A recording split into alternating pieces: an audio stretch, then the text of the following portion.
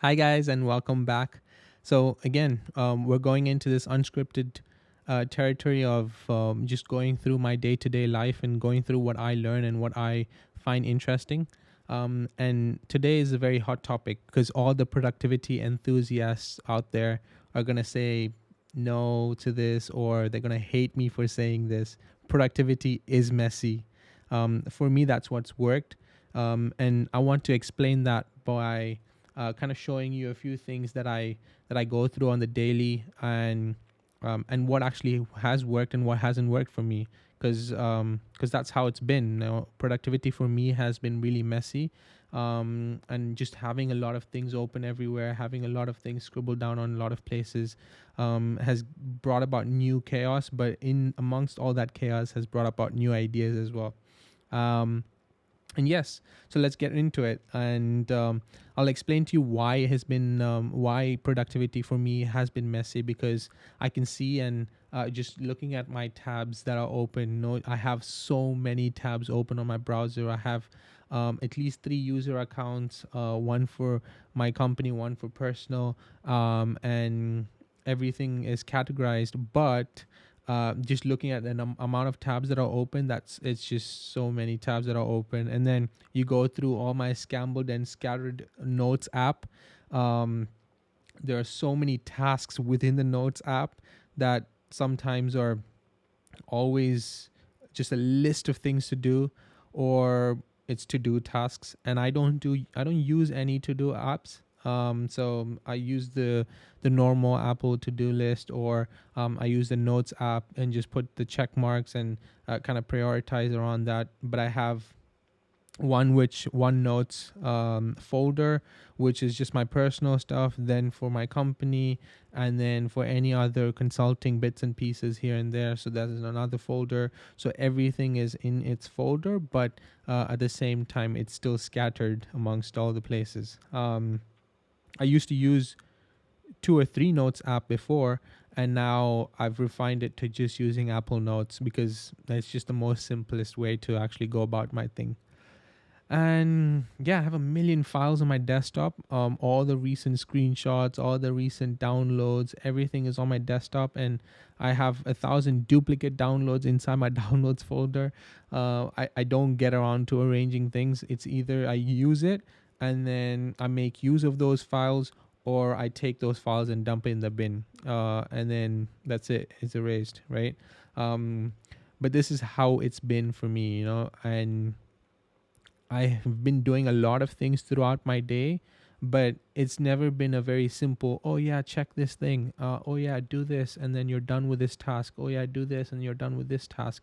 And then go on to the next thing because that's important, or go on to the 10th thing because that takes precedence over point number two. Yes, prioritizing your tasks is important, but I think a lot of times we overthink what we're doing and overthink how we're prioritizing things, thinking that that is the priority, but in actual fact, the priority is something else, right?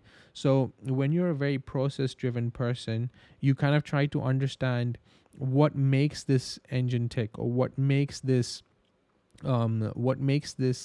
process run.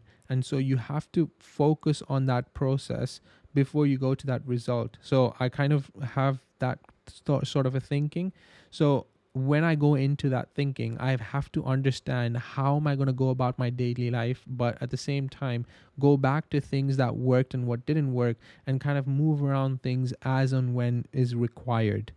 um I don't know if I'm making sense, but I hope it does resonate with you. If it doesn't, you know, you probably have a different mechanism of working with things, and if it works for you, that's well and good. Um, but for me personally, productivity is something that should work for the person. It should work for that person. So whether it be whatever you're doing, like how you arrange your tasks or how you do things for yourself should work for you. And if it doesn't work for you, then it, like you will know, because you are self-aware, and as human beings you will know if something works for you, if it doesn't work for you. It's just coming to that a realization and coming to acceptance that it works or it doesn't work for me. That's what is important. But if it works for you, you know that it works for you. So you're going to start continuing to do that, and you'll multiply that by 2 or 3 or 10x to ensure that you're getting the most productive self out there. Um, and yeah, you could consider all what I said as red flags, but no, I hope you can relate. If you can relate, please hit the like button, comment below. If you do hate it, it's fine. We can have a discussion. I'm open to discussing with you as well. But to putting all into this, like putting everything that I said into context is um, just trying to understand how much learning is actually happening through all this chaos, like, or everything that's happening, or the amount of thing that's going on just on my desktop, or just on having a lot of things open, the amount of learning that's happening through all these efforts and going into details. This takes me through my daily life because I'm able to go into things a little bit more in deep. Like, even if I'm scribbling things, something, even if it is not completed, or it's just a clump of, or a mess of things that is just scribbled down, I know that that's unfinished, right? So for me to come back to it and go back into that area and be like, oh damn, this is something that I really wanted to complete, and then I have a new idea coming with that new sense of like, when I want to complete it again, I think about it and I'm like, oh, let's scrap this because this doesn't actually resonate with what I'm actually trying to say. So I'm actually coming back to it with a fresh thinking, with a fresh perspective. So it's helping me develop my skills, and it's helping me develop my, or rather, it's helping me refine what I'm doing. And that's what I wanted. Like, that's ideally what you wanted to do. That's what you want. That's how you can make productivity work for you, right? um and yeah, so no, I'm sharing all this because I think, there's value in embracing the chaos that happens in your life. And because at certain times, individuals like myself, go through these phases where they're actually finding and figuring things for themselves, what works and what doesn't. So that is something that is useful for you. It might seem counterintuitive, but especially in a world that preaches about no virtues and like of organization and tidiness and all these realization that messiness is a reflection of um uh a very it's a very taboo thing. It's not supposed to, you're not supposed to be messy if you're a big professional, if you're a successful person. No, that isn't like that. It's just that they hide it way better than they hide their messiness with something else, or they hide it by showing you that they are very productive, you know but in real, as a matter of fact, it's not always that you are very tidy and very, half the people that are talking productivity are not actually practicing in their day-to-day lives. They're just doing it because that's what you want to hear, right? So you've got to understand what works for you. And that is my message to you guys. If you really want something to work for you, if you really think something works for you, continue it. Don't try to change and tweak everything just because someone else said so. Because for me, my messiness is my reflection of my creative and inquisitive mind, because that's what keeps me going, and that's what keeps me motivated and keeps me, to thrive. And like, no, I'm able to, in that, my creativity thrives in that chaos. I find inspiration in the midst of all that chaos. It sparks new ideas, new connections, and I might even just stumble upon something that is more organized. But at the same time, when I stumble on it again, I can organize it. When I come down to organizing it, or let's say, for example, let me rephrase. um let's say, for example, I'm taking something that's messy and reorganizing it, and through that I learn a lot, because I can see where I'm going wrong or what I'm doing wrong, and I can actually see what I should do better and how I can make things better. So yeah, I'm learning through exploration. That is something that, in this chaos, I'm actually learning through like, I'm actually exploring things. I'm finding new things. I'm finding things that I wrote maybe 2 years ago. I'm like, oh, this is interesting because I had this perspective even 2 years ago. And how can I actually double down on that? How can I actually use that to build myself? Right. So in that messy digital space, it's actually a testament and my constant like it's the way that I explore and learn, and that's the way I learn, and that's the way I put in information into my head. No, so that is something that's really fascinating, but at the same time, I think it's something that I've been able to take time to reflect and see, okay, fine, yeah, if I am supposed to improve in certain areas, what would they be, and so on. and and yeah, and being able to just being in this chaos or being amongst this chaos, I'm able to like just be very flexible and adaptable. And that's helped because, you know, you can actually adapt to quickly changing circumstances, because when you're listing down a few things and you're going by that list for your particular day, what happens is, what's actually happening is it's confusing you in terms of trying to just give me a second.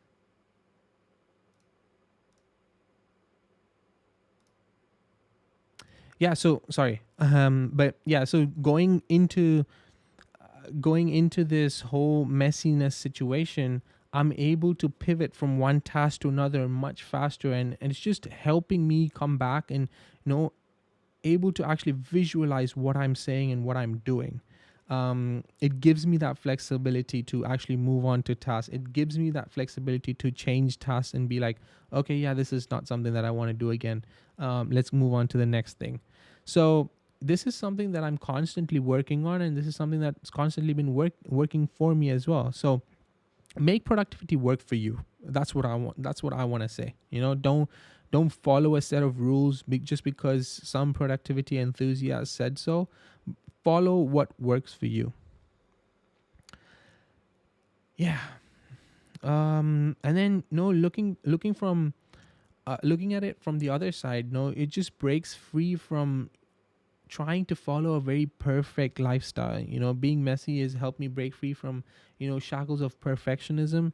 Because I would say when you're trying to nail down things to the like to the bullet points that you've written down, you're trying to confine yourself to that box, and you're not able to kind of break through or break away from that, because you're trying to perfect number one point because it's on your list of important things to do. Top three things that are important to you, you're trying to perfect it.